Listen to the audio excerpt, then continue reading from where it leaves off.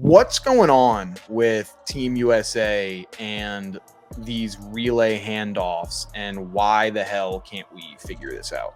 After the blunder in Paris, that obviously set a precedent for our country, but they had the same relay coaches coach the U20 team. Doesn't make much sense to me. It's the coaches.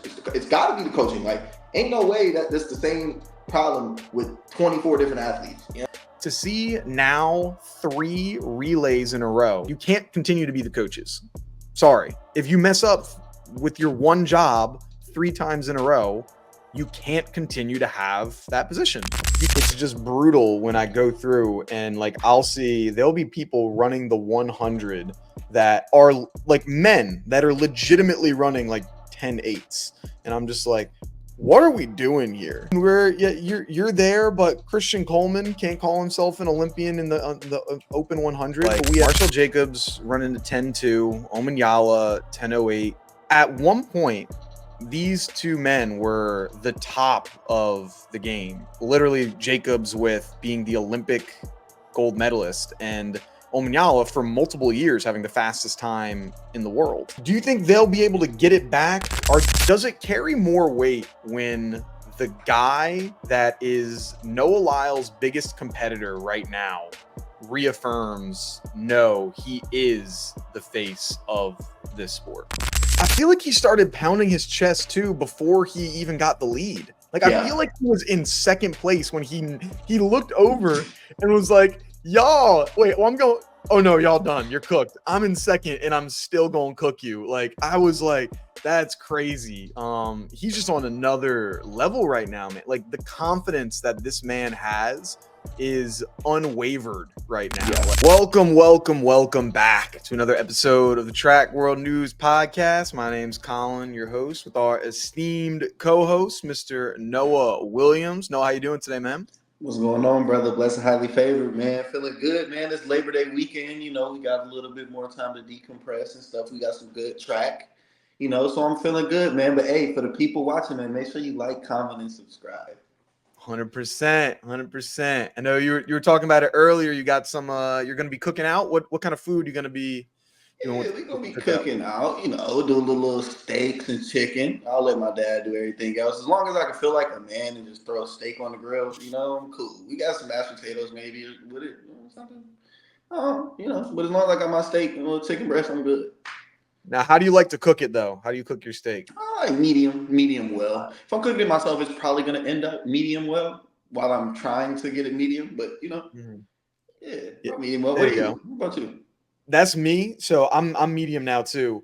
Yeah. I used to be, up until probably my sophomore year of college, it was it had to be well done. I was like, it has to be. And I was just ruined. I go back, I think about it. I'm like, I was ruining steaks. I remember I was a kid and I would get a filet mignon, well done. I'm like, my mom must have hated me for what I was doing to this food. So but now we in the medium train. So no, we good now. Yeah, you learn, bro. My dad to this day though, he still eat his well done steak, shake the table steak, Mm-hmm. All right. So he's still with it. Maybe I guess at this point it's not going to change. He's 64, bro. He's locked in. He's locked in. He's locked into the well done. But so by the time this episode comes out, the game already happened. But we got LSU first home opener versus USC. What's the vibe? What do you think is going to happen tonight? We're feeling pretty good going into this year. We got a new defensive coaching staff and stuff, which is cool. And Garrett, our quarterback, he got a lot of experience over the past couple of years. I mean, he sat behind Jaden, but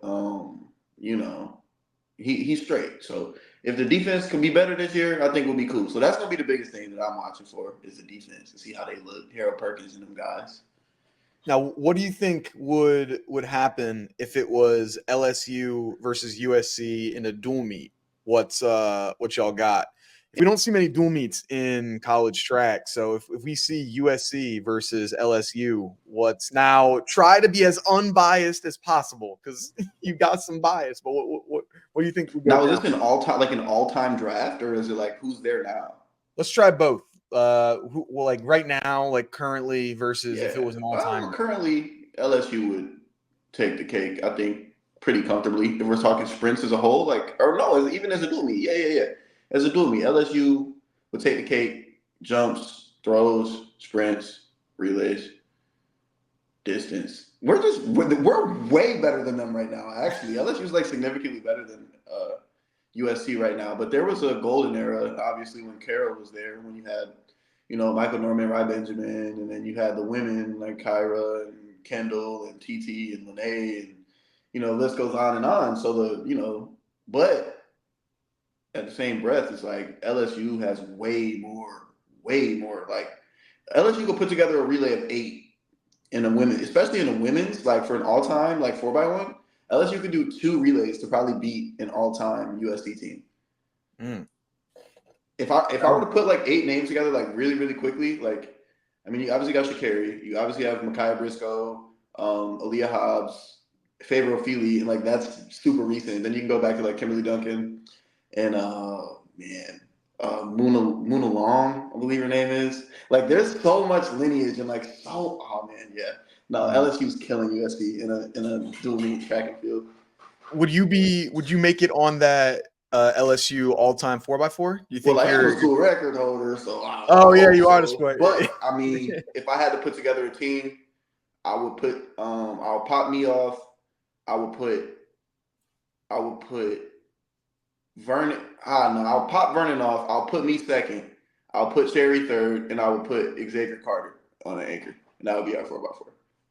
X-Man closing it out. Yeah, so that would be the one. Or I'll take myself off it, and I'll put my coach Benny Brazell. I'll put him on. He could be either second leg or anchor. It don't matter. So that would be my 4 to 5. Okay. There you go. That's a good relay. That's a good relay. All right. Maybe we got to bring more. We have to have more dual meets, I think, in college track. I feel like dual meets are like exciting. Like, cause it's like, no, I'm really beating y'all like that. Yeah. Like, especially if y'all got animosity. Like, who's LSU's biggest like rival right now? I'm not too into it. It's supposed to be Florida, but it's kind of like F everyone for real. You know, but I guess it's Florida. Okay. Yeah, I like to see some dual meets there. That'd be cool.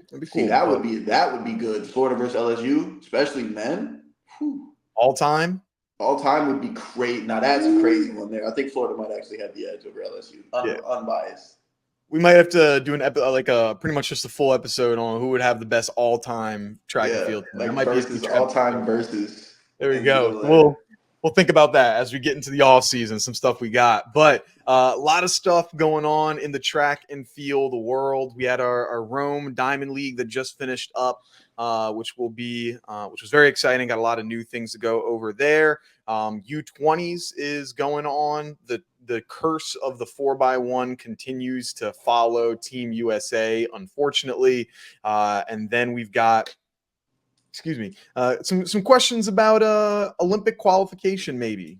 Should things change up a little bit if your country's good? So we'll get into all of that. Let's start off with the Diamond League. Let's go into the 100. Why don't we just get things started there? Letsile Tebogo with the big win of 987, celebrating with 15 meters left to go, pounding his chest, very Usain Bolt-esque as he ran down Christian Coleman and just cruised to the finish line. What was your take on just that performance from Tebogo at the Rome Diamond League there?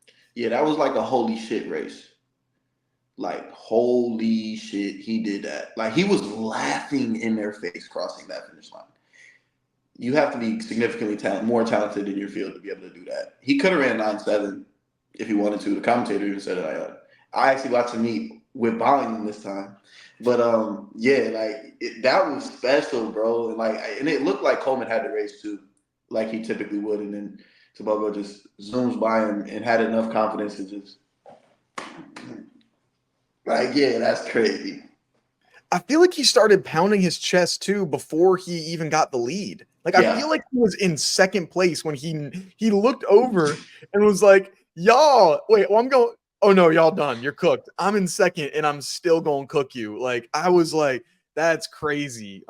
He's just on another level right now, man. Like, the confidence that this man has is unwavered right now. Yeah. Like, I don't think they're like there's anyone, he's dancing, doing TikTok dances before and after races. He's feeling himself. Like, it's incredible what he's at right now. He's feeling himself. I noticed like the sport has a lot of respect for him. Like other competitors, like the way that they were greeting him before and after the race was like very like heartfelt. Like, oh, like I actually like this guy.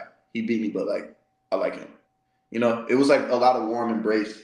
But I think it's got to do with his character. I haven't gotten the opportunity to meet him, but it's got to do with his character. So it seems like a lot of people are really happy for him. Yeah, he's like, it's hard to put it into perspective. Like, he's humble, but he's also very confident. Like, he's pointing down other people at the U20s. Like, he's celebrating with 10 meters. It's very, like, I think, like Bolt-esque of where, Bolt was doing the same things, but people like, oh, game recognized game. Like, yeah, you're celebrating with 15 meters to go, but you kind of deserve it because you're doing that. And he's not like abrasive or anything off the track. Just well liked, I guess you could say. Yeah, I think it's very tasteful. Like the way he decides to celebrate or be confident or show his character has always been tasteful since that U20 race that we saw from him. The commentators, like after the race, it seemed to me like they were kind of stirring or brewing some sort of narrative because they were like hammering like, this is such a breath of fresh air. Like, this is just what the sport needs. And obviously, we know on the other side of things, the Olympic champion, the 100 meter, Noah Lyles, is this super polarizing, super loud, super charismatic figure that some might deem to be more arrogant or cocky than confident. So there's going to be this brewing, clashing of two completely different athletes that are like so talented. I'm really excited for like the next like 3 to 4 years, the short sprints because of those two. And obviously you still got the other guys that are great, but there's something there. There's definitely something there. Yeah, it's like there's the two different types of, I think I think of it from, from an NFL perspective or NBA perspective. Like, hey, you had people that were, Tom Brady fans versus, are you a fan? Were you an Aaron Rodgers, fan? Or, you had LeBron James or you had Kobe Bryant. Like, there was Kobe Bryant, like people whose personalities are very different. And, people where like it's, like for Noah Lyles, like his personality ain't for everyone. Like I think everyone would recognize that, but it's like when you're not trying to, be best friends with everybody, like that's not how things work. You're just trying to, be you, and that's what he's doing. Where with Letsile, it's like he carries himself in a different way and as a different type of audience. And it's nice to see how you have these two athletes at the top of their game. They're both like, I know Noah's 26 now, 27. So, 26. He's got probably, of being elite, he's probably got one more Olympic cycle, maybe, next couple things of like being top tier. You're the guy for the next 4 years. Tebogo probably has 2 more Olympic cycles of like being that guy. But yeah, like you said, these next 4 or 5 years, I think are going to be really good, especially the World Championships this upcoming year. Like, what is it? It's in Tokyo, right? Like that's gonna be live. That's gonna be live. Yeah. It's definitely something to look forward to as a fan. So now we might got this new, Ben Johnson, Carl Lewis thing going on. Yeah, no, that'd be good. Yeah, that's that one. I also think of back from I mean, they're not really talking at each other like that. The Donovan Bailey, Michael Johnson, kind of thing. But yeah, I would say Ben Johnson, Carl Lewis. Obviously, we're not saying, with what happened with, what Ben Johnson was doing from, the drugs perspectives, but from the rivalry of what it was and everything. So no, I'm looking forward to it. And then he also had a comment, kind of reaffirming what Rai Benjamin had said, that Noah is the voice. So I'm seeing all these other commentators and other people that are talking about like, no, like, Tebogo's the face, Tebogo's this, Tebogo's that. And then he himself, or saying, no, yes, he did change track, when other people are like, no, he did not. Does it carry more weight when the guy that is Noah Lyles' biggest competitor right now reaffirms, no, he is the face of this sport? I think Tebogo is calculated, man. I was just thinking about this like a few hours ago, actually. Like, he knows what he's doing, and I think it's very intentional. Because obviously he thinks he's better than Noah. He thinks he's greater than Noah, and Noah, like vice versa. But he wants to have Noah with the target. You know, he would prefer Noah to have the target or Noah to have the pressure and all of those things as the face. Tebogo just wants to go out there and whoop somebody's ass. That's what I'm getting from it. You know, it's a chess move. You know, he just moved his knight. That's all it was. And then the next day you see what he did on the track. You know, so he said that the day before, maybe 2 days before he went and ran it wrong, you know. So, would you do you prefer being the underdog or the favorite when you're going into races? The underdog for sure. It's tough to call it because when you are the top dog and you know that you're the top dog and everybody else knows that you're the top dog, it's like, yeah, I'm gonna step up today. But when you're the underdog, you know, you kind of got a upper hand on everybody because nobody, like, you know, you're a lot of times being counted out and stuff, so you can jump the leaderboard there. Mm-hmm. No, I feel you, man. One other things in that 100 I did want to talk about was Marcell Jacobs and Omanyala. Like, Marcell Jacobs running to 10-2, Omanyala 10:08. Like, at one point, these two men were the top of the game. Literally, Jacobs with being the Olympic gold medalist, and Omanyala for multiple years having the fastest time in the world. And and for Jacobs, it's especially disappointing where he's in his home country and at his home track. And, you know, we're coming up running, you know, 10-2s. Like, is it like, do you think they'll be able to get it back? Are these, you know, the injuries that we're seeing? Hey, it's just, this era might be done, or like I don't know. I'm torn on these two because I know they can do it, but I'm not seeing it at a consistent rate that makes me feel that they'll be able to get back to that, you know, mountaintop. Yeah, those two guys are like the Nick Foles and Kirk Cousins of track and field. Now, if you don't know what I mean when I say this, I mean these are guys that can perform outstanding in May, and I'm speaking specifically for Omanyala, right? In May, in Africa, in his conditions, in his terms, money. Just like Kirk Cousins at a 1 p.m. game in a dome with controllable weather, right? Money all day. And then you got Marcell. Not much relevance prior to 2021 in the sprints, if we're being honest, right? Goes, wins the Olympic championship, the biggest title that you could get. You're historically stamped. Okay, cool. Nick Foles goes and wins the Super Bowl. Never really did much before. Goes and wins the Super Bowl. Didn't really do much after.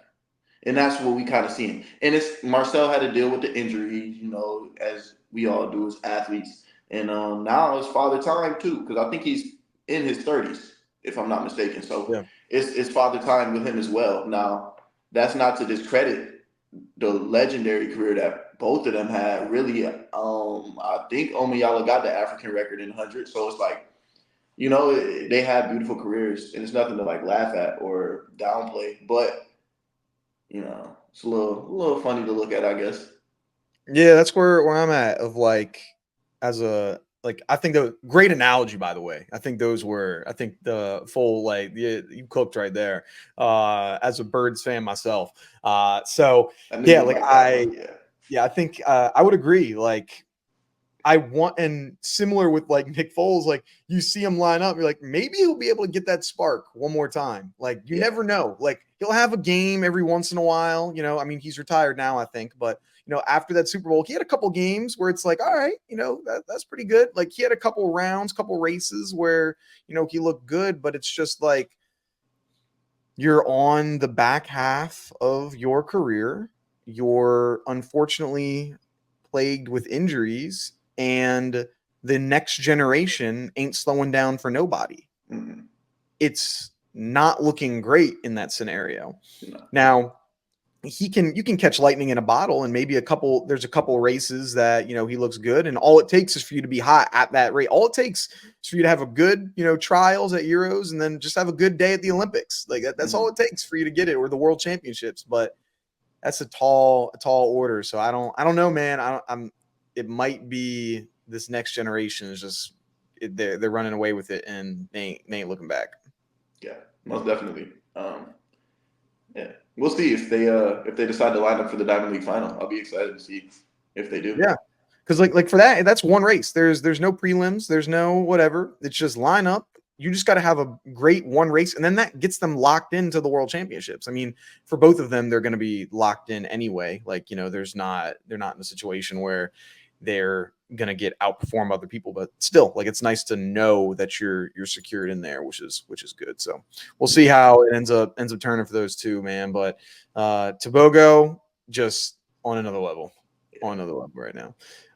Sticking with the Diamond League, we had from the hurdles. You've been a huge fan of the women's hurdles this entire season. You've been talking about it for a while now, but we got Ackera Nugent setting a new world lead and Jamaican national record with a time of 12.24, winning the Diamond League in Rome.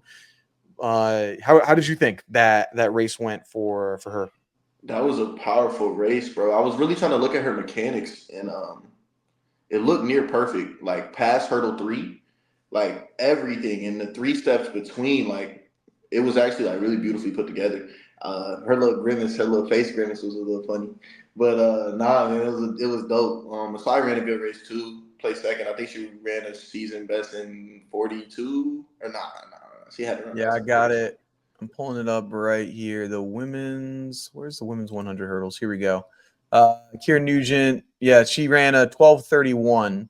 Her best is 12:25. So even if she ran her personal best, I mean, obviously she was the world lead, so she still would have got it. But so very but very good. It was a good race. Like you said, it's been probably my favorite race to watch all year long, and this one didn't disappoint as well. No, yeah, it's good to see her come back, because at the Olympics she obviously wasn't. It didn't pan out the way that she had wanted it to, and so for her to, you get the world lead. Obviously, there's no true consolation prize for not performing at the Olympics when you want to. Like, I'm sure she would take an Olympic medal over the world lead and the national record any day of the week and twice on Sunday. But it's like, hey, at least you're leaving here with something. Like you got some sort of positive to take out of this thing. Yeah, absolutely, and you could see it on her face too after. Like she was like, okay. Yeah, it's a tough, like, mixed emotions of how you're gonna feel, how you're gonna react to that, because yeah, you want to perform when it matters the most, but you can't completely downplay it's a good performance, so good on you. But awesome. Then wanted to go on over quickly to sticking in with the Diamond League, but with the long jump for the women. So the long jump for the women. Team USA goes 1, 2, 3, 4. It was Tara Davis Woodall with the win. I think it was Monet Nichols coming in second. Who was third? Let me pull it up. I know Jasmine Moore was Quenisha Burks was third, and then Jasmine Moore was fourth. And so these performances, they've all performed better than how they did. So it's not quite talking about these performances here, because they jumped 690. What was it? 702, 682, 666, and 662. So they're fair jumps for them. They've all jumped better. But the question will go to, so USA dominated this event. There's a lot of events, and with the World Championships, you can get an extra person if your country has the defending champion or the Diamond League champion. I think Olympics, it's just 3 athletes.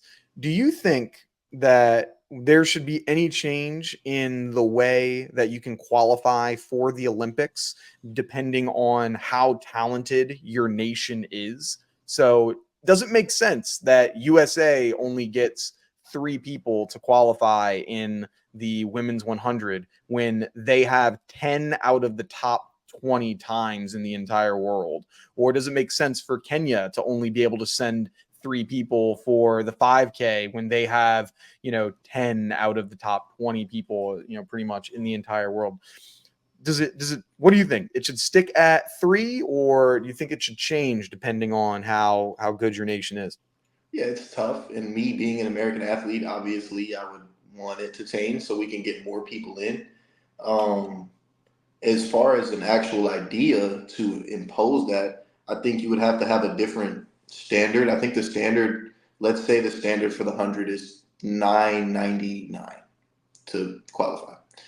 If if you're the 5th fastest at your country championship, but you ran 9.89, let's say, then you should get the spot. Like if you're running like significantly faster than whatever that standard is, world ranking top 5, world, top 3 time in the world as well. Like it's got to be some sort of exception because we got robbed of a Tebogo and we got robbed of Christian Coleman. You know what I'm saying? And it happens every Olympics. I guess that's the name of the game, but it doesn't have to be the name of the game. Like, it don't got to be that way. So yeah, I agree. Like, I think that it's nice to have like a wide representation of some nations, but then it's just brutal when I go through and like there'll be people running the 100 that are like men that are legitimately running like 10.8s. And I'm just like, what are we doing here? Like, you're getting cooked, and you're there, but Christian Coleman can't call himself an Olympian in the open 100, but we have men that are running 10.8s that are qualifying now. It's different, yeah, because their nations don't have anyone else that's qualified in any other Olympic event, so they're like, hey, we can open this up to you. But like, I don't know. I feel like this was what my thought was on how they should do it. I think it should be if you have over 10 people in the top 20 of a given event, then your nation should get 1 extra spot of being able to go. So for example, the women and the men in the 100, like, hey, your nation has been dominating this event. You'll get 1 extra spot. So then that can also facilitate better competitions, or trying to get better performances from some nations and people of like, yo, I really want to. Right now we have 9 people out of the top 20 in the 100. So now I'm going to try and get that, really, maybe get that extra spot so that I have a better chance of, qualifying for it. I think it could facilitate some better performances throughout the year, because every nation might be trying to, if I'm Britain and I know, like, I want to keep USA at 3. Nah, I'm trying to get this time. I gotta beat him now. So like, I don't know. I think something like that would be helpful, because it kills me when I see like, yeah, you got 4 women that are winning this thing, and all 4 of them can't be Olympians this year because of some dumb rules. Yeah. So it's never going to happen, but that's my soapbox, and I hope that it does. And we'll have to see. Cool, man. Then wanted to kick it to you, get your perspective here. But we had Louie Hinchliffe, the NCAA champion in the 100, semifinalist in the 100, and also a member of the 4x1 for Great Britain. Sprinting for Houston, announced he is turning pro. No announcement on the brand he's signing with, but he had extra eligibility. I believe he was a sophomore this year, so he still had at least 2 more years of eligibility. Curious from your perspective, you were a national champion, you turned pro instead of continuing with your eligibility. What was the importance of striking while the iron's hot, or going while you have that opportunity? Any thoughts on, was this the right decision for Louie, or should he first of all, congrats to him, for making that decision. But I think in my situation, I had, like you said, I had won a national title individually, I won a relay title, and I won a team title. So at that point in my head, and I won multiple conference titles, school records. So it's like at that point in my head, it's nothing else for me to do here. Like, yeah, I could have chased after another outdoor 400 title, but the money was on the table. So, I would rather pursue that I don't have as much motivation here. I already beat all these cats in college. Now I want to go test these big dogs. And Louie got, he got on the Diamond League circuit. He ran. He ran Olympics? Yeah, he was Yeah, he ran semifinal. Olympics. So Yeah, he got that experience, and he knows that he belongs with those guys. So more power to him. I got this NCAA title. Wow. Yeah, that's what I'm like. Strike while the iron's hot, because you have no idea where you're going to be like next year. Like, let's say right now, if you turn pro, you might get a certain deal. You decide to go, let me go one more year. What if you don't win your national title? Maybe you get hurt. Maybe this. Maybe that. And then all of a sudden, that deal ain't looking the same. The next year. So it's like, take advantage of while you can. Like, especially for him, like he went from someone that was relatively unknown, over at Washington State. No one knew who Louie Hinchliffe was going into this year.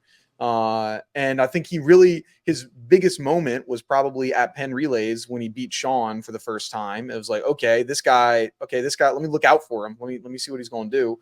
And, being at H-Town Speed City, that carries some weight. So people look towards you and put together a fantastic year. Like, go after it, man. Like, don't wait. Like, let me see what you're going to do. Yeah, for sure. So, we're going to see. And I mean, if you track the men's sprinters over 100, like, let's look at the last, 5 100-meter champions. I'm sure, probably 80% of them had eligibility left in left school. So, yeah. One that I was surprised of that, I mean, he's coming back now, but Makai Williams, because he won I thought he was going to turn pro back in 2021, right? And then he stayed, and now he has a 5th year of eligibility this year. Where is he competing again? Because I know it's not Oregon. Oh man, where MIC? I can't remember. I just thought he committed. Maybe he committed to. Was it USC? USC? I think it might have been USC. I think he has one more year. I can't find his Instagram. I don't know. Maybe he went, maybe he's on ghost mode on Instagram, but he did just recently, go for his 5th year of eligibility. I know I posted about it on Instagram a little while ago, but usually, like you said, people, once you win that national championship in the 100, it's like, let me go. It's not going to get a whole lot better after this. So no, we see that a lot. Trying to find it. Yeah. Even what Caleb Dean right after the 400-meter hurdles, he turned pro as well, but I'm trying to find it. Eventually USC. I will. USC. It is USC. Yeah. So, more power to him. That should be, I'm excited for him. The bio says 5'8", 176. No chance. What, that he's 5'8", 176? Yeah, he's like 5'6". Maybe 176. It looks different. Yeah. I've never met him. I have no idea.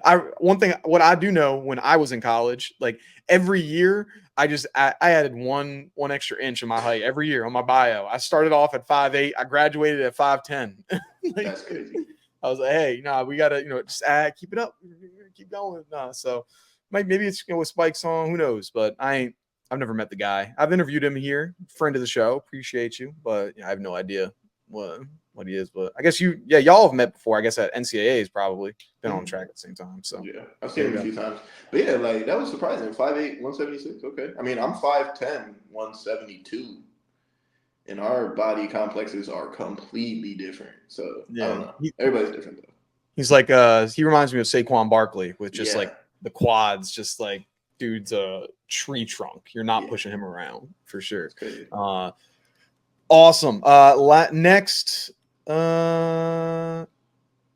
Team USA, the U20. The curse continues. Now it's extended. So it used to be just the men's Olympic 4x1. The men have dropped the baton or not had a qualifying competition over the last 4 Olympics that we've had issues with. Now, obviously, this happened with Paris, where we dropped the baton. It's now extended to the U20s, and we saw the men not even get out of qualifying, having a missed handoff in the first handoff, just like the men did at the Olympics. And then the women, they had the anchor leg went too early, and we were in the lead, and then ended up going from first to, I think, like 8th place right there, and Jamaica winning. What's going on with Team USA and these relay handoffs, and why the hell can't we figure this out? Okay. Do you know who the relay coaches were at the Olympics? I think it's been like the same people over the course of the last 4 Olympics. I don't remember. Mike Marsh and Michelle Freeman are the 2 relay coaches. Well, after the blunder in Paris, that obviously set a precedent for our country, but they had the same relay coaches coach the U20 team. Doesn't make much sense to me. Carl Lewis had a tweet. He said, if Team USA 4x1 wins tomorrow, interview the athletes. If they lose, interview the coaches. I said what I said, and that was the tweet. And the next day, like, he re-quoted the tweet and was like, "Hey, get on those coaches. It's the coaches. It's got to be the coaching. Like, ain't no way that that's the same problem with 24 different athletes. You know what I'm saying? Like, it's not the athletes at this point. It's whatever is being implemented at these relay camps, and the culture that they set is not okay at all. We're the best country in the world for sprints, and we can't put together, even on the U20, we can't put together a team. That's asinine. Like, what?" Yeah, it's ridiculous. It makes no sense that, like you said, the #1 country in the entire world for this event continue to have these issues. And I think, just like Carl Lewis had mentioned, he was like, it's time for USATF to figure something out, change this up. Like, if I were like in any other job, like if you're doing something and your job as a coach for the 4x1 is to make sure that they can get their handoffs around the finish line. Now, if they get beat by somebody else, then they get beat, but you need to make sure that the technique is there. And to see now 3 relays in a row, because it was, the men's 400 or 4x1 final, the U20 prelims for the men, and then the U20 for the women, 3 in a row. Like, if you mess up this, like, that's crazy that you're messing this up. Like, it makes no sense to me how you're like, so it has to change. You can't continue to be the coaches. Sorry. Like, you're probably great coaches. I don't know you very well, but if you mess up with your one job 3 times in a row, you can't continue to have that position. You can, it's just not, it's ridiculous to me. Like, and I went to the website, the roster, just to see the list, and they're listed not as sprint coach, as men's relay coach, women's relay coach, So, and there's nothing to slight their character, because I personally like both of them a lot. Like, I like them. They're cool. But it's about results now. This is for any job in America. If I'm a teacher and all my kids are flunking, I'm the problem. Yeah. You know what I'm saying? It's no different with this industry. You got to take accountability. And it's like, yo, it's not working. Like, if your basketball team, if you're the LA Lakers and you miss the playoffs 3 years in a row, guess what? You don't have a job the next year. Like, if you are any coach of any other thing, and you mess up like this bad with and it's not like if you miss the playoffs and you have the best players on your team, you're cooked. Like, like, imagine if the Celtics missed the playoffs this year. Like, what do you like? Your coach is gone. Like, wait, you're the best team in the entire NBA and you missed the playoffs? Oh, nah. Yeah. See you later. Deuces. You're gone. Like, it's crazy. It's like, not to say that they're not great coaches, and not to say they're not great people, probably, but in this event in particular, you're not able to. Well, your coaching style isn't translating. It's time to put somebody new in there and see if it works. And because all the athletes have been different over the course of the last 20 years, but what's remained the same? Coaches. And what's remained the same as well? The results. So I think that's where the problem lies. Do you know another common denominator with Team USA men's 4x1, whether it wins or loses? What? Noah. When Noah runs, they don't lose. Like, I don't think they haven't lost like a very long time when Noah is actually on the relay. Yeah, he Really said in interesting. that nightcap interview, he said every time I'm on it, we win. So there's Yeah, that. but it's true. Yeah. Yeah, it's just so upsetting like that this is just the common theme. I now just like assume we're not going to, finish a relay, which is like that's ridiculous that other countries can get this going and we can't. So it's It's annoying. nasty work, man. All right. I know I didn't put this in the actual thing that we have coming up, but we've got Sha'Carri making her return to the track for the Diamond League for in Zurich. What do you think we're gonna see from her? Is it gonna be more of a like, hey, this is like she's really taking this seriously and gonna drop a crazy time, or you think it's gonna be a I need to collect this check and go on home? Because I think there's two different types of people right now in Diamond League. And look, I would have a tough time finding motivation after I do well at the Olympics. But what do you think we're gonna see in this 100? Game time decision on that one for Sha'Carri for sure. She's the biggest wild card when it comes to stuff like that. But I can see a world where she comes out, drops a 10:78, screams and runs off the track. I could see that. But at the same time, I could see her running a 10:93, still winning the meet, and then talking about, hey, I'm just getting my rhythm back after the Olympics, and I could see one of those as well. So definitely a game time decision, but it's cool to see Sha'Carri and the others still running this late into the year.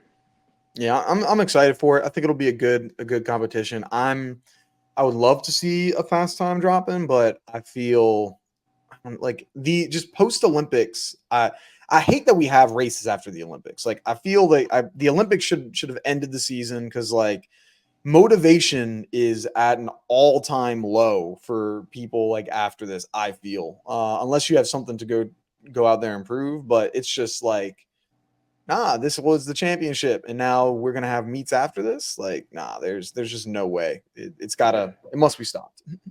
Yeah, and I think this year the only reason a lot of people are still competing is because next year's World Championships is super late. Like it's in the end of September, So it's like, well, it's going to be like this next year, so I might as well get my body ready. I think that's where a lot of people are thinking right now too. Yeah, I think because World Athletics, they announced that they want to have every year moving forward now end in the championship. So I'm guessing that they're going to have these competitions like the Worlds are now just going to be in September, from here on out, which can be good so that it's no longer, hey, it's going to happen in August or July and we're still going to have 2 months left in the season and it's just like races that don't matter. So I think it's good for the sport to have it, like that. Yeah, it's going to be interesting. Like trials in July, like it's or the last week of July. It's going to be an interesting year next year. How would that change, for you guys, like the training cycles? Like, does it just push everything back a month or so now, or is it no, still keep it as things are going? I think we're gonna start when we would typically start, just because it still is an indoor season, and most of us do run indoor in our group, so we still try to honor that. Got you. Okay, Yeah. so same type of deal. Cool, awesome. Anything else that we got going on in the track world? I mean, I think it's crazy that collegiates are just starting their fall training. Like they're starting fall training already, and there's still track meets. That's probably like the only thing. That one thing that was funny, because there's one young lady who goes to my school, my alma mater, Mount St. Mary's, and she's competing in the Paralympics right now. She just set a Paralympic record in the long jump, actually, which is pretty cool. And so it's wild that so she's competing for this season that's been going on right now in Paris, but all of our teammates are currently doing like circuit season for this upcoming year. it's like it's nuts how like some of these college athletes, like these U20 athletes that you just finished this meet, and now you like many of your teammates are getting started with practice like this week or last week. It's crazy, man. Facts, bro. This is a beautiful time of the year for like freshmen to come in to like a a new program or whatever, like bug eye, like oh my god, I remember that time. It was I good. was gonna say, what you remember your first practice at Ackera? What was that like? I don't. I was a jumper at first, so like it was really easy, bro. You were a Like, jumper at first. yeah, like we were just doing some jump stuff. I'm like, oh, okay, cool. Why? I had no idea that this was like that you were a jumper to start off. When did Yeah. you transition, and why to the four? Well, I mean, I sprinted in high school, but like I got recruited to be a jumper, but they saw the talent. They was like, nah, like we can't just keep you in the jump, bro. You got to sprint too. So, and I was all for. I wanted to, I wanted to do those things. So it was more like that. What were you jumping? Like 730s, nothing crazy. Okay, and then they were like, maybe I'll jump to 760. No, I ain't jumping no 760. I was jumping like 730, 740 in high school. Okay, all right. Yeah. Gotta lace up the jump spikes maybe one more time. See how that would go. Cook ain't working. It's over. Retired, bro. Retired. The only time y'all see me jumping is to go dunk. That's when y'all gonna see me jump. Yeah, go take a look on Noah's Instagram page. That's like you'd swear he's still a hooper with the amount of posts for basketball he's got. So no, you got very basketball and WWE inspired for sure. Yeah, no, 100%. Awesome. Well, another great episode. Appreciate appreciate everyone for listening. Been another episode of the Track World News Podcast. Enjoy the rest of, I guess, your Labor Day weekend that just probably concluded, or I guess today, whenever you're listening to it. And we'll see you guys in the next one. Peace.